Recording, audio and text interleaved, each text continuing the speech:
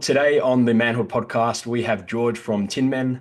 And personally, I'm so excited to be speaking to this man. He's somebody who I've seen online over the years, somebody who's been recommended to me. I'm also in the men's workspace myself, George. And your Oh, name constantly comes up as somebody who's like holding the flag and waving this flag for the men that don't have the voice. And yeah, somebody that I look up to in speaking to a lot of issues that many people just aren't willing to speak to. They're not willing to put themselves out there for whatever reason. Maybe they're not informed, or the other side is it takes a lot of courage to put some of these uncomfortable truths out there as well, because it goes against a lot of the societal norms and a lot of the narratives out there. So first and foremost, thank you for doing that. I'll drop you in with a little bio and then we'll roll from there. So George runs an online blog called TheTinMen that presents itself as having an unapologetically different conversation about the issues of men's health and male suicide, advocating for what it calls the ugly side of gender equality. So, welcome, George. Thanks for being here, brother. thanks for having me, Greg. Absolutely. Good to be here. What an honor. And thank you for all the kind words. That's so nice. I mean, I hate compliments. I really hate receiving them. I find I'm a bit like I just want to give them back. So Yeah. I'll sit and quietly let that Let that all sink compliment in, wash over me. marinade as we But have what I this will say, I know conversation. you said a lot of people are afraid of saying these things, and I'm always want to say, put your violin away. Like it's really not that bad. People think I'm some sort of martyr. Like I wake up every day to like a barrage of death threats, and I Mhm. don't. I wake up to a barrage of lovely compliments and kind words, including from people such as yourself. So people like to think that I get it in the neck, and sometimes I do, but it really isn't that bad. So Mm. nothing to That's be afraid of. powerful to hear from you, man, and very encouraging as well. So, yeah, thank you for sharing Good. that perspective. Yeah. So, yeah, let's start at the beginning. Where did this all begin? What, like within your journey, what inspired you to want to create a movement like the Tin Men? What inspired all of this? Ah. I mean, loads of things. People that know me probably will be unsurprised that I've ended up here. I always have got something to say. I've always got a point of view. I feel like I need to make sure it's heard. Chronically self-righteous to an annoying degree. Always considered myself on the left. Always, until about 5 years ago, considered myself a feminist. Live in a very progressive part of London. Extremely woke. Bit of a hipster, as you might be able to tell. And yeah, I consider myself left wing. And you know, over lockdown, I needed some time to do something. I had little to do because of obviously lockdowns, everything stopped. And I felt like a lot of work needed to be done in this space to fill in the gaps that had been left behind by gender equality advocates. And up until this point, I'd become a little bit alienated and um, disaffected by the feminist movement and the left more broadly.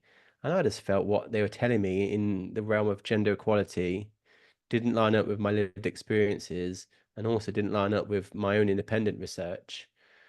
I have vivid memories of first learning facts about domestic violence. For example, I couldn't believe that 1 in 3 victims of abuse in the UK was a man, which is Mm. 750,000 men every year versus about 1.5 million women. And that just blew my mind. I assumed it was a very small, almost like infinitesimal, non-existent amount of men, but it's 1 in 3, hundreds of thousands. And that shocked me. And then when I brought that fact back to my feminist peers, their reaction shocked me even more because it was just outrage and denial, anger, finger in face sort of abuse. So it was the fact that these things were happening, and then more so the fact that people were so unwilling to talk about them. And I just saw a gap in the market. I had a lot of free time over lockdown. I got a quite broad skill set in terms of content creation. And Mhm. yeah, I just got to work. Amazing. Sounds like COVID has been like a potent time for many people to really drop Yeah. into the next stage of their own personal journey and Yeah. get I connected also in did with that yoga. new thread. So, Did a lot of yoga and baking as well. So it's mhm. baking pies, yoga, and then it's And creating men's pissed advocacy. off, pissed Yeah, off content. love it. Yeah. I'm glad to see what came out the other side, man. And I want to ask this question, and yeah, I'm very passionate about these topics as well. But just for our listeners, why do men need to be advocated for? What are the issues around men's health that are being overlooked that should concern us right now? It's sort of difficult. I mean, loads of things. Hmm. Generally speaking, men's health is worse than women's in every single metric in the UK. there isn't a huge amount of research on men's health because no one's doing the research apart from people like me. So I have to reach further abroad to America. So the stats I'm going to give you for American men, but it's not totally dissimilar here. It's more or less the same. But in America, top 15 causes of death, men are dominating in 13 of those. So more or less all of them. Mm, They're about 1.5 times more likely to die at any given time. An American man, they die more often at every age. They have worse health outcomes in every single group, be that racial, ethnic, or socioeconomic. Uh, Generally speaking, like to be a male, to be a man, the male sex is the biggest um, demographic factor in early death. So it's like the worst thing you could possibly be in terms of dying early. And to quote Professor Randolph Nice. He said, if you could equalize male and female mortality, you do more good than curing cancer. So that's how mm, bad early death for men is. In the UK, for example, mhm, 15 men die young every single hour. So you can set your clock now. By the end of this podcast, that'll be 15 men dying young by the end of the mm, podcast. Most of those are avoidable with better healthcare, better health literacy for men. And it's everywhere. It's the same everywhere. Every single country on the planet, every single country, either developed or developing, men live less life than women. That's just a fact. So yeah, dying more every age, leading in almost all the top causes of death, dying early in every single country in the world. It's pretty bad. And yet there is very little said and done about it. Wes Streeting, I mean, he's our Minister for Health right now. He promised the electorate he was going to write a men's health strategy. And guess what? He never did. And that's the real problem is the government, politicians, policy writers are just not doing anything about it. So, we have a director of women's health. We don't have a director for men's health. We have an ambassador for women's health. We don't have an ambassador for men's health. America has about 8 different offices for women's health, zero for men. So it's the issue exists, but then it's also being ignored. mm. That's men's health. Okay. And a really big factor that seems to keep coming up, I'm hearing in a lot of your content of late, is around gender equality, and there being, of course, a lot of work towards supporting women with their health, which rightfully so, to Mhm. support and to want to have these places also for women to land. Mm. But then, like a general narrative that flows through that seems to blindside the guys along that journey. Just would love to hear like your take on that a little bit more, and yeah, just where we are societally, where how we're letting men fall through the gaps. In terms of where are they falling through the gaps? Yes. Oh, I mean, everywhere. I mean, just about every single thing that will kill you, men are leading in it. So, violent crime, pretty much all violent crimes, they're leading. Homelessness are leading. Suicide, of course, they're leading. Drug addiction are leading. Um, People that die on the streets, mostly men. Alcoholics, mostly men. People dying at work, mostly men. People dying at war, mostly men. Anything you could possibly think of, it's mostly men dying, often giving their lives. And it's all just bad. It's all just bad. And like I said, it's also all being ignored. No one's doing anything about it. Like in the UK, it's about 90% of the homeless population who die on the streets are homeless men. Never really see that spoken about, talked about. I mean, impossible to ignore what's happening in Ukraine right now and how many hundreds of thousands of Ukrainian and Russian men are just being thrown into a meat grinder. And people have no compassion for that. No one cares about the Russian men for some reason, but they're innocent men in many ways. And you just everywhere you look, Iran, 90% of protesters killed are male. A lot of the deaths in Gaza are male, right across the board, and it's just not being spoken about. But I mean, there's Mm, no one single way. There's so many different things to talk about. That's why I struggle so much to get it all out there because there's so many issues to create content around, and not many people doing it. So mm, I'm not short of ideas. Let's put it that way. yeah. And as you continue to share more and more, do you find like people are becoming more receptive to this information, and like do you feel it's picking up momentum? Yeah, Yeah. yeah. I think people are. I think that the more people actually look around themselves at the lived experiences of men in their life, especially in their family, I think people are just really waking up to it now. Like I get so many mothers message me saying, I've got, 2 sons or a son or son and a daughter, and I never realized what he was going through. I never even considered these things because they're not spoken about. We don't consider them, and it's like a self-fulfilling cycle. But lived experience is a big sort of big wake-up call for many, and I think everyone, like think about male suicide, which is probably the issue I speak about most. I think everyone has been impacted directly or indirectly by male suicide, especially. Um, I mean, I just spoke to I think there's a rector from a church, and he does funerals, and he said he's done 12 suicides as a rector, all of Mm. them men, every single one man. Wow. And that was just today. I was speaking, literally just spoken to him a minute ago, and it's everywhere. And he's like, I've not seen this before. I can't believe what's going on. I need to help. What can I do? And he's got two sons as well. And he's like, these boys are being failed by school. So one of the things that spoke about education, again, university behind, boys behind every stage of education. That's your headline in every single country in the West. And this guy I was speaking to, he's got two boys, and he just can't believe how much they've been failed. They've been let down, sort of mocked, insulted by school. And he's like, what can I do? What can I do? And I get a lot of people saying that to me. A lot of people through their lived experiences having no choice but to speak about these things now. So yeah, it's a bit of a wake up call. And yeah, the tide is changing. The things I mean, I spoke about a minister for men a lot. So I talked about we have a minister for women, for example, who is a really important position. She looks through all the different issues that impact women and girls. So reproductive rights, women's health, domestic violence, all of these things. That doesn't exist for men.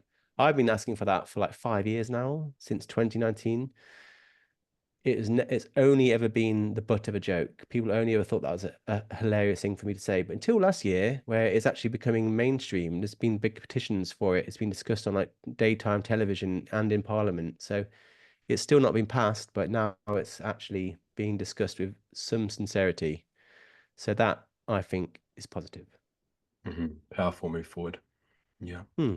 And from what you can see, is there anyone that we can look to who's showing leadership in this space? You know, you've just talked about there not being a minister for men. Is there any countries around the world that are showing particular, like shining out and showing a little bit of a way that we can look to? I know sometimes the Swedes or the Norwegians might be quite progressive in some areas, like education and things. Yeah. No, Okay. I'm afraid not. No, I mean boys are behind in every single country in terms of education. There are countries doing better, or not doing better, but less badly than others, but they're all failing boys. Like I said, boys behind every stage, every Western country. A few exceptions, but that's more or less how. And also globally now, more boys out of education across the globe in total than girls. So it's really bad. Norway are doing some good job in domestic violence. They're opening up some shelters for men. They're also doing some really important work in prison reform, but nothing specifically for men around men's issues. I mean, it's impossible not to talk about people like Richard Reeves, who is probably the most visible, most credible advocate for men and boys in the world. I speak to him every now and again. He's the president of the American Institute of Boys and Men. He's a well respected policy wonk. He's advised government. He's worked in various levels of politics, both in the UK and America, and he's doing great work. His book was just recommended by Barack Obama, which Okay. is a massive step forward. Mm, Like one of the most respected living presidents in the world recommending your book. That's great. And especially if that book's about boys and men, especially. He's also been given $20 million by Melinda French Gates as well. And that's unprecedented. So Richard Reeves, I think, has gotten the most headroom. He's the most visible, but he's not alone. Scott Galloway as well. He's doing great work. Perhaps myself, Chris Williamson, always doing really important stuff on One Wisdom. And yeah, it's still a small number of us, but we're mhm. getting bigger and we're getting better and we're growing in numbers too. Amazing, brother. Good to hear that. You know, you're finding each other, these men across the globe and women that are wanting to be a stand for this. Seems like they're Mm, starting to connect up. And yeah, I'm really, as I was dropping in and preparing for this podcast, I was really inspired by and just looking at how that net is coming together, how you've got men like yourself that are on this front line and they're getting the message out to the world of like the statistics and the effect of what's happening because mm, of not paying attention to our men. mm, And then a lot of the work that I'm involved with and a lot of the communities I'm involved with are doing men's work. So working with men with their emotions on the front line and getting into more of the family household, getting the men's out into the wild with us and letting them release and speak and having all these Mm, conversations like on this level, teaching them the skill sets of how to mm. manage their internal world. So it's just It's great a to bit see of, that there's a solution that's being birthed through, even though there might not be a government or somebody that's making it happen, that yeah. those that are feeling the call are stepping into the responsibility of like, okay, if not There's me, then who? And if not now, then when? there's a lot of exactly. There's a lot of people to whom these are really important issues, and a lot of people doing amazing work. Uh, and it's not enough, and it's not the government, but there's still people that care. That's one of the things where I've really opened my eyes to how much we need to rely on grassroots change rather than political top line change, because politicians aren't going to come to save us anytime soon. We're on our own in many ways, and that's okay. We just need to get on with doing the grassroots work ourselves. I mean, I admire work by yourself and those like you in terms of men's work, because I think that's a really good short-term solution in terms of helping men who need help now. Like the things I'm doing, they're not going to happen for like another 5 years or so, but men need help today, right now. So the fact that they are able to get help from people such as yourself is really important too. And it's just nice to know that we're all doing our bit in our own sort of unique way. Hmm. Yeah, absolutely. And I'm curious to hear from your perspective. Is there like one particular area that you see as low-hanging fruit that you could feel like could really turn the tides, like a particular government body that you could get connected with, or a particular policy that you're aiming to move forward with? Is there, yeah, something that you are aiming at right now that yeah, is really got showing some potential to move things forward in this area? Yeah, I think the common denominator I talk about is male suicide, because sadly male suicide is sort of the final destination for so many men that are experiencing these issues. Male suicide isn't really best seen as like a single problem. Male suicide is the end point of loads of different problems, and there's no one reason for a man to take his own life. It could be anything. So that's where I'm trying to pay most attention to bring that number down and to understand why what pushes men to suicide. That's the main thing. And I think there's some good work being done there. I mean, I have a friend, Susie Bennett, who's a PhD in male suicide, and she's put together a roadmap for the research questions that need to be answered around male suicide. So, what are the most important things we need to know about male suicide right now? And she Hmm. went out and asked hundreds of lived experience experts. So, by that, I mean men who have attempted to take their life. And she also talked to dozens of clinical experts all over the world. And they basically did an agenda of male suicide research to work out what is the roadmap going forward. And she's done it now. And number one was male loneliness. Okay. Number two was feelings of failure. And these are the things that we really need to get a head around if we are going to start to bring down that unbelievably high number of male suicides that is devastating society and our lives and families. And we're going to start with male loneliness, I think. I think that was the number one most important research question that she found. And it was endorsed by, I think, 98% of people. There's pretty much like everyone said this is the thing to start with. So yeah, positive work. But she's not got any funding. It's not like she's doing Hmm. that for the government have given her £0.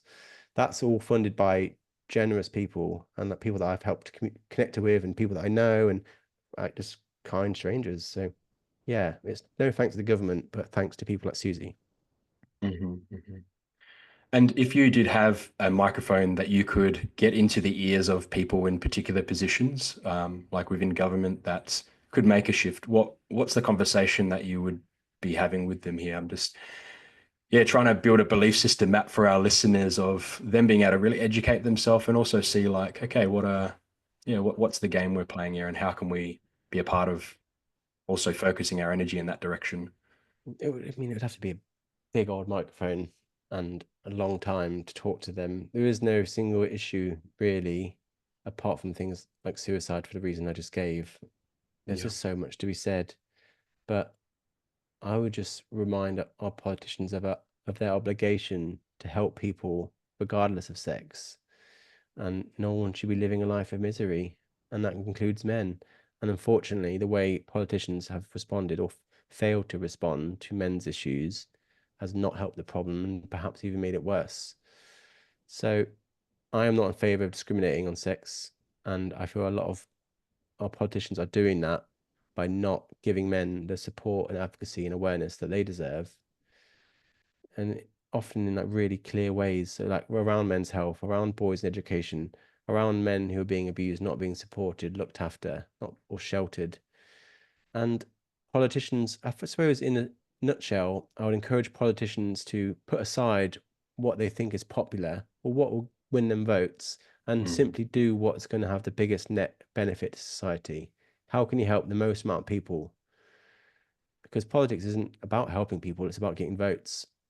And often the things that will help people most that won't win you votes, because the things I talk about will can help save lives, but so unpopular.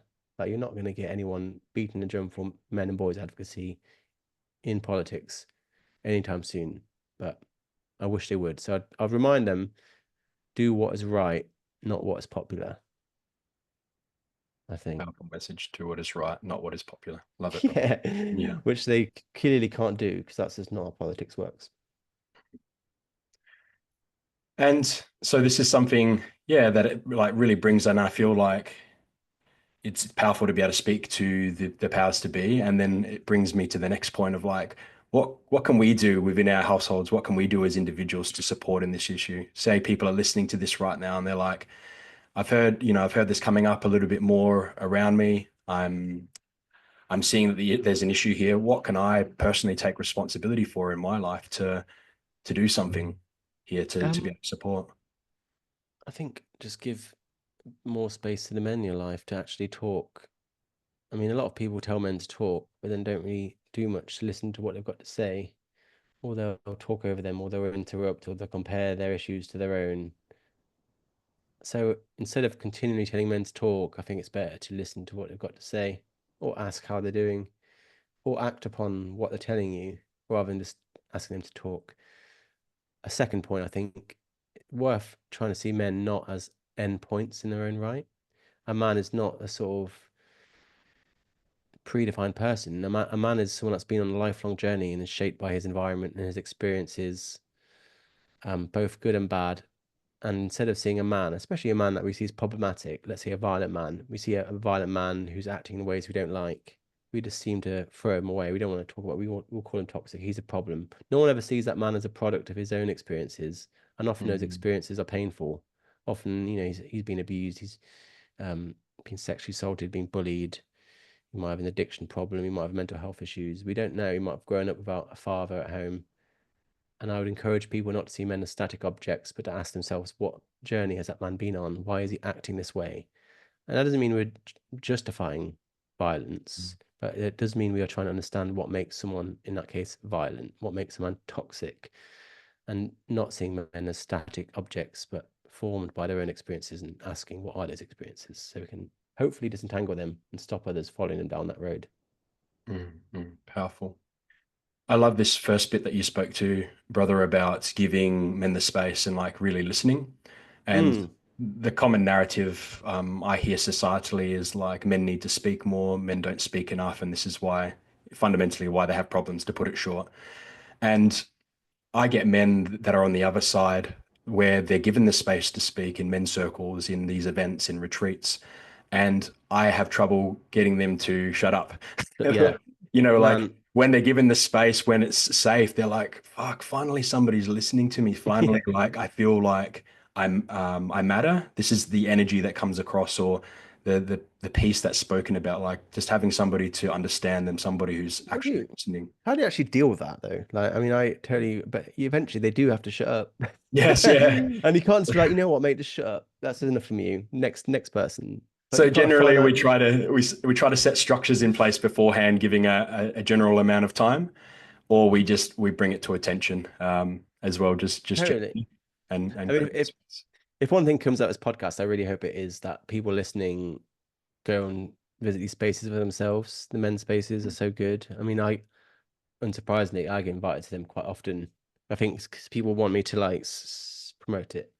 Uh, and I'm like, I'd love to go. And I want to be, this is your space. This is your group. I'm happy to, I love to be here. Thank you for having me. I just want to observe. I want to see what's being discussed.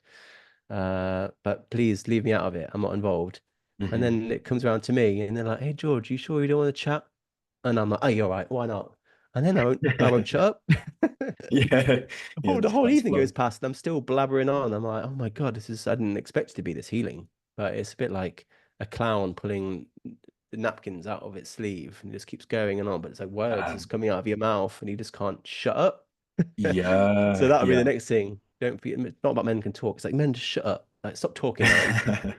And it's a real thing, right? Like when we feel safe, when on a psychological level, when we feel like there's a safe space for us just to drop in and relax, then yeah, there's parts of our psyche that start to become available. There's old memories that start to come up that we've never been able to access before. There's emotions that get accessed that we might have been numbed out to for decades. And that's what happens in these spaces with the safety that's created. So yeah, it's powerful to speak to that and knowing that there's an ability for us to be able to take this into our households as well to create that same safety for men there too. And as you spoke to before, the strategy is actually quite simple, is making it about the man. Because so often, like communication, if people Mm, aren't able to emotionally regulate themselves, as soon as they feel a trigger within their own body of their own emotions, it's easy for the person to make it about themselves. And yeah, in those moments, if we've asked a man to open up, we really need to make it about him. If we're going to ask him to speak, and then we're going to pull the power away and make it about ourselves instead, it really actually, if anything, wounds him deeper because he's built up the courage to share. Everybody's telling him to mm, share. He does share, and then suddenly the safety's pulled out from underneath him. And not only then is he dealing with his own emotions, but then the emotions of the other person, which at times can also be emotions that are coming back towards him because mm, of something that he said.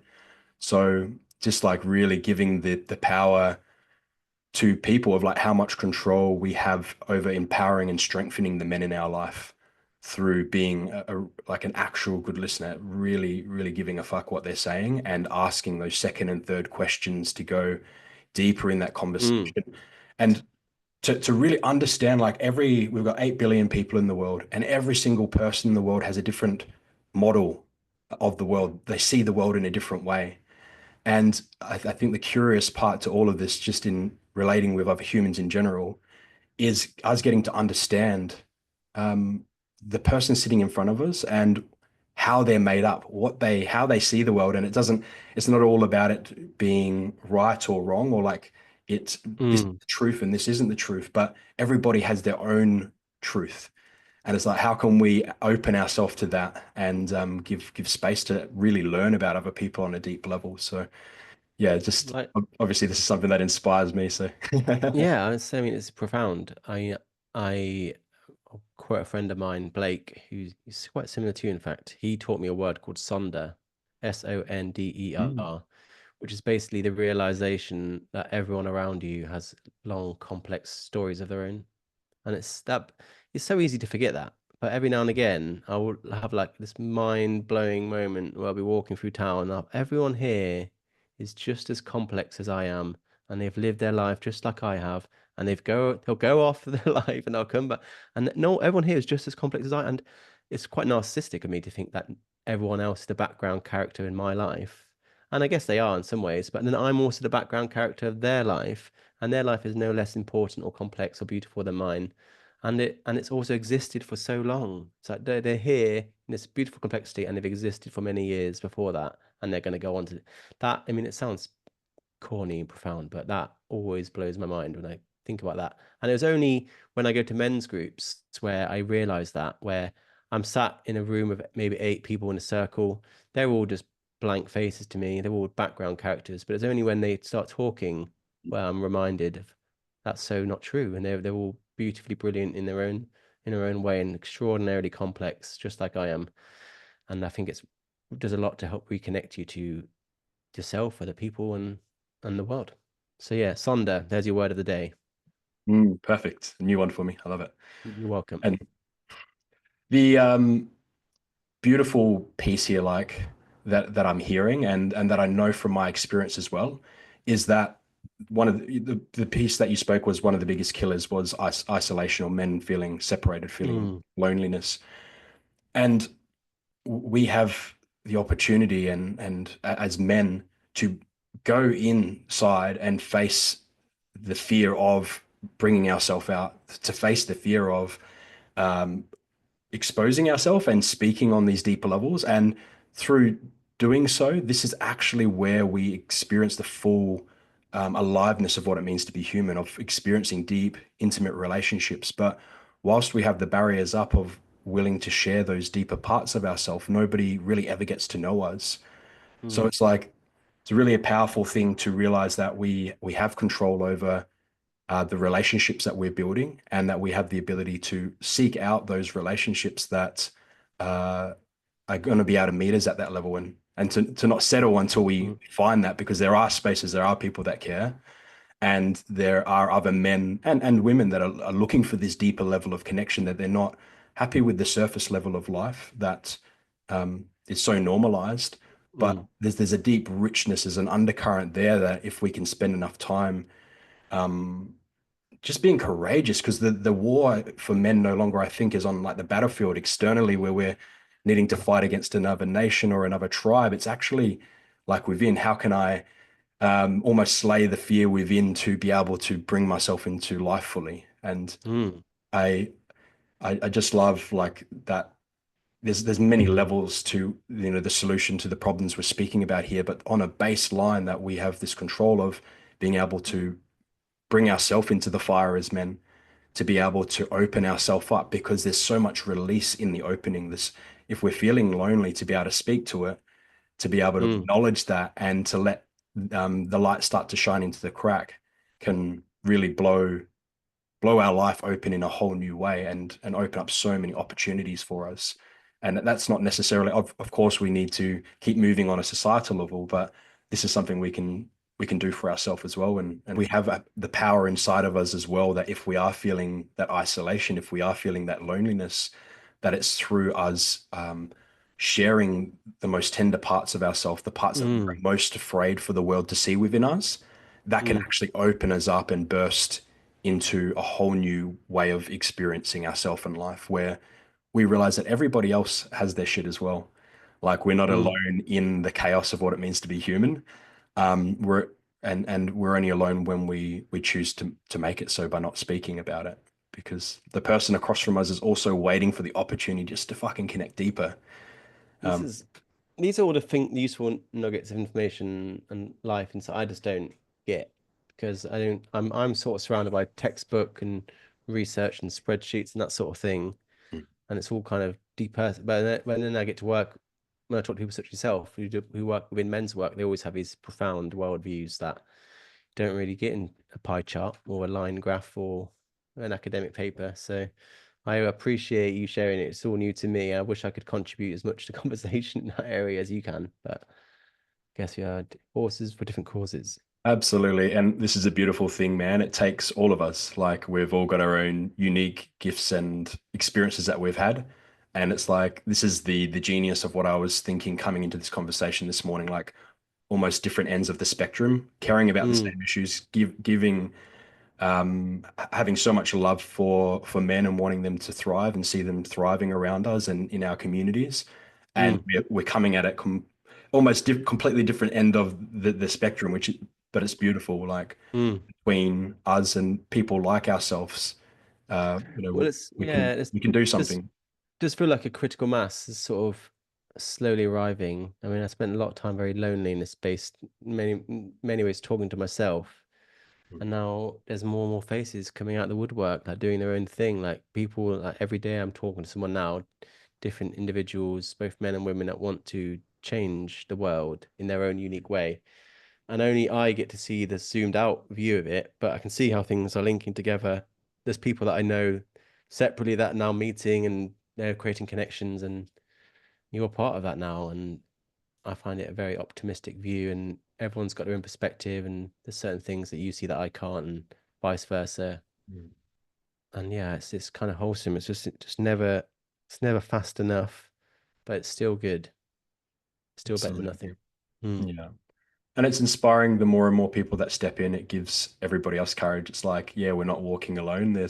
I'm having the same feeling as I getting to know more people like yourself, of Mm. like, yeah, there's other people that have these views and things that I've felt on my heart that maybe I haven't been able to share more on a large social platform. And it's Mm. like, somebody like yourself, George, of like, yeah, you're that one that's expressing that, something that I wish I could have expressed, 5 years ago. So it's like it's beautiful to have that reminder of like, yeah, other people are holding the fort, and I don't have to do this alone. Even in wanting to support other men to rise, it can sometimes feel lonely in that journey Mm, because mm, of it feels like you're a minority at the time. So yeah, us coming mm. together is an important part of that journey. And Well, that's so, especially in areas like suicide. Going back to my friend Susie, who I mm, just can't seem to stop talking about, but she's obviously a woman, not a man, and she feels strongly that male suicide research needs to be led by and returned to suicidal men and bereaved families. Like so often, male suicide as a topic's become like a very academic, um, sort of philosophical conversation, like quite theoretical, and it just completely betrays the lived experiences of suicidal men. And it needs to come down from that ivory tower now and return to the lived experiences of suicidal men. So I'm a big fan of Susie because she harnesses that lived experience, and all her work is based on their lived experience. And she talks with so much passion about the wisdom, she calls it, of suicidal men. And mm, it's so sad that these men are seen as sort of closed off, emotionless, stone faced guys when actually they're not. They're extraordinarily clever, emotional, sensitive, and wise. And mm, to see them mischaracterized as anything other than that is a real travesty and a betrayal. And it's so annoys me when people think men are lacking in emotional intelligence because they really, really don't. Like some of the most emotion intelligent people I've ever met have been men. But people that say they don't think men are emotionally intelligent, that just tells me the person saying that hasn't created a space themselves where a man feels that they can be emotionally vulnerable. And just because mm. they're not being emotionally intelligent around you doesn't mean they're not emotionally intelligent around others. So Yeah, yeah, I think it's about time we tapped into the wisdom of suicidal men in this case, because there's so much to learn from them. There's so much to learn. mm, And like I said, you can only learn so much from what I do. You can only learn so much from the data and the research. A lot of the best learning comes from sitting down and talking to men in groups such as the one you described. absolutely. I quite often have this conversation with women that are looking to go deeper within their relationships with men in their life, particularly their partner it opens up with, but with men in general. And really the conversation comes down to giving them the power of going like, you have the ability to create a group of very powerful men around you by giving them space and by calling forward from that deeper part within them Mm, that we're talking here that is available and that you desire. And I think that's a really like inspiring and powerful thought of like we each individually like having powerful men in our corner, no matter whether we're a man or a woman, is takes our life to the next level. The opportunities that come through when men are like feel they have their courage within them, when they feel in their mm, power, they go out into the world, they find new pursuits, they break through new barriers, they open up new opportunities for people. And yeah, this conversation around like when we empower the men in our life by really listening, like in this case, what the instruction is like really listening to what they say, they mm, literally open doors for us. And for me, one thing that I'm inspired by, and I continue to like advocate this to other people is like if we can take that time to really look after that inner circle of the men and check in on them and see how they're going, mm, just adds so much extra richness and mm, buoyancy to our life. Like that we have people, we have men that are really willing to make a stand for us because some of the research that I've gone into deeper is that on a base level, on a primal level, men really desire to provide beyond all of the psychological messiness that can sometimes have underneath the emotions that we've gathered from childhood events and that we're sometimes playing out in our life. Underneath all of that, when we can really pierce into the heart of a man, is a part of him that wants to provide for the people around him, who wants to, thrive within himself, but also to be able to look after and care for and be there. And when we can access and call forward that part within him, there's number one, it allows him to continue to kick into the power within himself. And there's a whole biochemical mm, feedback loop of testosterone and dopamine that fires up within him. And it just floods into our life. And like the opportunity is that we have the ability to create the men around us into those, the word that's Mm. coming through is like those superheroes, because that lives within each man. That's what I believe, at least, is that within each man is that there's a very powerful potential that is just waiting to come out, and in the right environment. And of course, with the self-responsibility, it can. That's yeah. I mean, I think you're right. I think most men do want to provide in various different ways, and it's a shame how that's so often contorted into men wanting to oppress. Mm, And I'm sure there's some oppressive men out there, but I'd say there's a far greater number of men that just want to provide, and in many ways serve, including women. Like I remember my dad, that's where he got his fulfillment. Like he wanted to provide, he wanted to serve, he wanted to be there, he wanted to be sort of the backbone of the family in many ways. It reminds me of chivalry, chivalry. Uh, and if you look back at the old days where men were chivalrous and had to do, they had to stand when a woman walked into the room. They had to give a woman the umbrella if it was raining outside. They had to offer every single woman the dance at the ball. And people think that is oppression, but it's also you could see it that way, or you could see it as servitude. Like that man is serving those women. He's serving women by like, well, what sort of person does everyone stand in a room when they enter? That is servitude. And I think that's what a lot of men want. They want to provide, they want to protect, they want to have purpose, they want to be there for people, they want to have meaning in their life. mm, Mattering, it's called. I mean, there's obviously lots of women that want those things too, but I don't know, in certain ways, I think the provider area, generally speaking, does seem to be something that more men want. mm. And it's a shame that that's been taken away or made fun of or diminished because it's so Yeah, important to so many. And that camaraderie as well, yeah, that absolutely. brotherhood. The piece that I find really interesting is like even beyond a belief system about this, I feel like it's a primal intelligence of Mm, men providing, like it's part of our nature. As my worldview is, at least, that I see that we're part soul, and then we've got this animal part to us, which is our primal form, those primal instincts that we have. And I actually mm, point to this part of being a provider being a primal instinct that we have as a man mm, that kicks in. And it's not about it being right or wrong in a societal eye, but it's a part of, if we're willing to play with our natures as men and women, that we can set off this ricochet of really empowering one another by allowing each other to be in our natures. And mm, part of a man's nature is to be a provider. So, like when other men and women are aware of this, we can really set a man up to succeed in asking him to provide for us. In mm, not expecting it, that's very different. Like setting something up as an obligation of you must, but giving the opportunity and asking for needs to be met, and giving him the opportunity and the space to even maybe get it wrong in the way of him finding the solution of providing that. And yeah, I feel that is something that, really changes the game when we can bring that dynamic into the relationship and understand how to tap into each other's biochemistry. As I said before, like when a man provides, he gets a kick of testosterone, which allows him to take more risk, to be able to be less risk averse, to be able to see more options. It opens him up on an emotional level to step forward more. Dopamine receptors are fired off, and he builds more confidence, and it feels good for him to do more of that thing. And it means he takes bigger steps more often. And yeah, it's just like so much is available within relationship dynamics for us to tap into and to biohack our the men around us fundamentally. And there's obviously the opposite for women as well. Their needs are different and their primal needs are different, which I won't go into here. But yeah, it's a curious conversation to, even beyond societal belief systems, on a primal level, there's opportunities for us to tap into each other's power. mm. It's Yeah. difficult. There's such a hard balance to get right because I do agree men are in the way you described, but I also want them to not be, I don't want them to be reinforcing gender roles that can be actually harmful. I'm thinking about things like, have you ever heard of the Carnegie Awards? No, no, I haven't. No. The Carnegie Award has been going for 100 years now.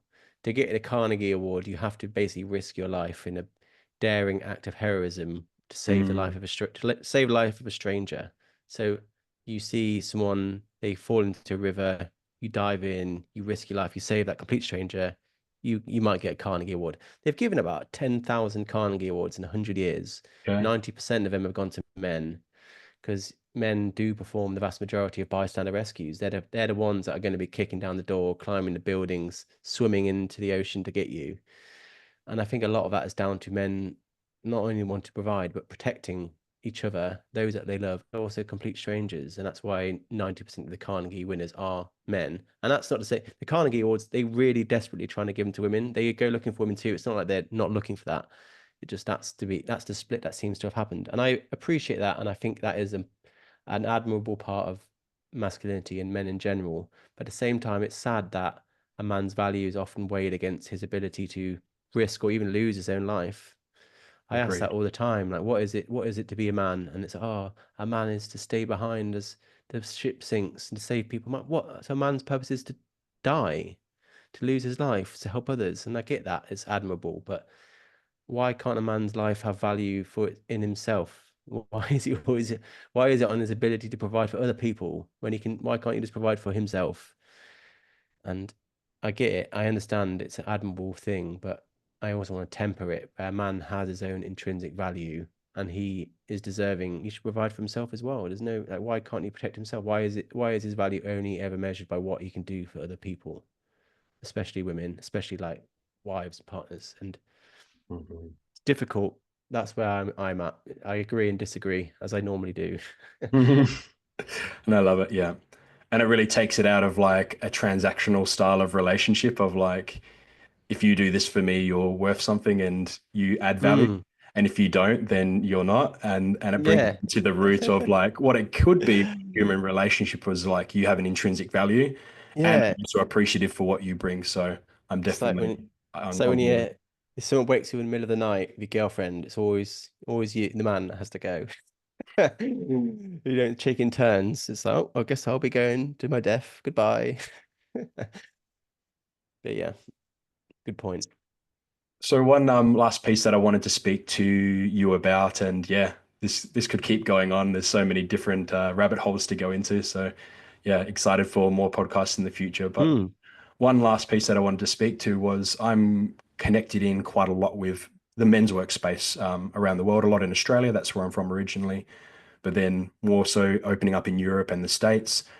And I know that within these spaces you're known about and yeah, like seen as somebody who's like really pushing the edges. And the Wow. question I want to ask is if you had a microphone that you could speak to these men that are trying to support in a leadership position to help within their communities, to help within their within their immediate life, within the people that they can support, what would you share with them? What advice would you give them? I always want to know, this isn't necessarily aimed at the men, but it's aimed at the people that run those groups. Hmm. I always want to know if a man comes to you, let's say he's a father, he's locked in some sort of horrible child custody battle when he's basically being deprived of his child by a corrupt family court system and a malevolent mother. And that is the source of his pain, and that is what he's chosen to speak about. What is the line of obligation you have as someone, not necessarily you, but someone that runs the circle? What obligation do you have, if any, to talk about the crack that man's fallen down? In which case, in this case, family courts. Is there an obligation for men running in circles to hear the things men are telling them and then to act in an advocacy way to change those systems? Because it's very well getting a man to talk about losing his child, and there's no doubt that will help him Hmm. feel better, but it's not going to solve the problem. It's not going to fix the family court system. And I cannot explain to you the amount of misery that ends up in my DMs every day from dads losing their children in family courts, desperately trying to get them back and not getting them. And there is nothing that breaks my heart more, I don't think, than that sort of stuff. Or another example, maybe a man in the circle says, I'm being abused by my girlfriend. I call up services. They don't help me. There are no shelters for men in the country, let alone my city. There's nowhere for me to go. I need help. What is the obligation of the person running that circle to do something? To be like, right, we're going to advocate for a shelter to be open in London. Hmm. Is there an obligation? And I would wonder, is that the next step for these men's circles to no longer just give men a space to talk, but give men a space, well, for all of us to act upon the things men are telling us? Or is Mm, it not that? Is it just about an outlet without action at the end of it? Because I'm all about the action. Like I've just gone straight to the action. Like I will help you open that shelter if I can. I will help you change a family court system if I can. But I wonder to what degree, if any, these men's spaces are obligated or motivated themselves to follow me into this deep, treacherous water of unpopular advocacy, the political side.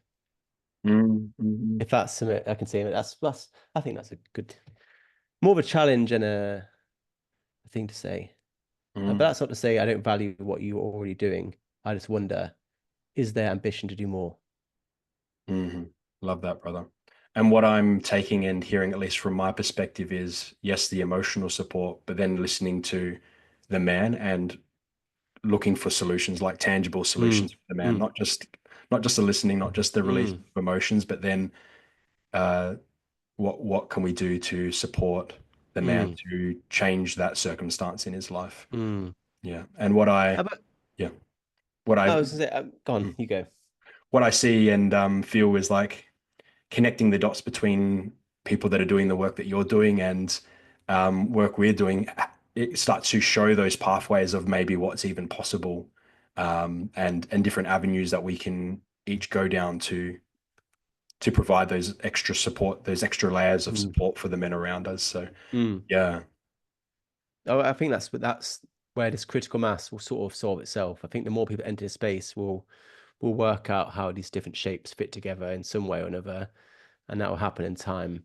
But it's just been a question I've always wanted to ask. It's because men's spaces certainly do help men deal with problems. Of course they do, but I don't know how much they fix the problems in terms of, because a lot of men's problems are external. A lot of men's problems are not in their brains, and they can't really be talked away. They need to be, they're out there, structural problems. So like, will these men's spaces be joining me advocating for Minister for Men, for example? Will I be seeing you with a placard above your head as well? Shouting it out. I Love it. hope so. I love the invitation in that, brother. Yeah, And good. I hope yeah, you do. yeah. So I feel that's a really powerful place to end up this convo. As I said, I know we can keep going deeper and to keep Mm, taking this, but I love that it's left on like this knife's edge of like, will you be the one standing there advocating for our men? And I think that's a beautiful message that, we've all got the power to do something here. And yeah. yeah, yeah, it's yeah, the numbers are important to know, and then also like what can we do for the men around us in our life? So Yeah, that's another. I mean, I'll also scale it back to just to the individual as well, because I've just thrown out such a massive gauntlet. It reminds me of another story that's the opposite. That's like a famous story from a professor. I think it was like a sociology professor in university, and he gave a speech to his students on the first day of term, and he said, "Every one of you in this room wants to change the world, and that's why you're here, and that's great. But I want you all to know that you can change the world for just one person, and it's okay if that person is you." mm, So I also am a big believer in just changing the world for one person. And that maybe that person is a man. And if you were to meet a man in your life, I don't know who that is, your husband, your dad, son, brother, friend, to know that man, the biggest threat to that man's life right now is himself, is suicide. What can you do on an individual basis just to make that a little bit easier? Like what small things can you do? We're not asking you to like do something incredible, but just small little things we can all do to take the edge off, not just for men, but for everyone. But considering the subject of this podcast, let's just say men. Like what can you do for just that man in your life? And what's stopping you at the end of this podcast? Picking up a phone, sending a text, or calling someone to put that plan to action. Doesn't have to be like I said. I mean, I'm joking about the placards. It's not all about that. I mean, if anything, it's more about the grassroots stuff. So what can we do on that level? beautiful. Love it, George. Thank you again, brother.